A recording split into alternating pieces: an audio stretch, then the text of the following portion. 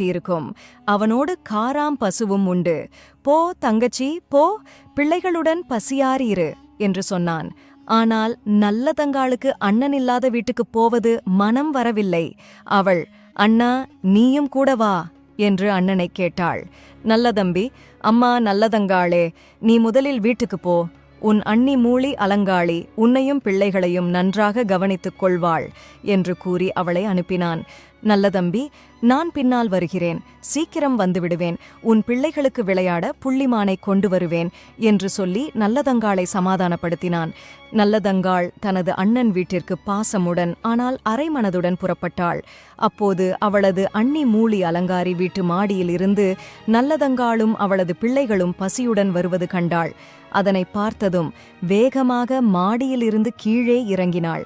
உடனே வீட்டு கதவுகளை அடைக்கச் சொன்னாள். கதவுகளை இறுக்கி அடைத்து ஈரமான மண் போட்டு மூடியாள். வீட்டு சோற்றுப் பானையை ஒளித்து வைத்தாள். தன்னை ஏமாற்றவே பழைய துணி ஒன்றை உடுத்திக்கொண்டு முகத்தில் பத்து போட்டுக்கொண்டு மூலையில் படுத்துக்கொண்டாள். நல்லதங்காள் வீட்டிற்கு வந்ததும் அண்ணி அண்ணி என்று ஆசையுடன் கூப்பிட்டு கதவை தட்டினாள். ஆனால் கதவு திறக்கவில்லை. கால் கடுக்குது அண்ணி, கதவை திற, தண்ணீர் தண்ணீர் என்று பிள்ளைகள் காத்துக் கொண்டிருந்தனர்.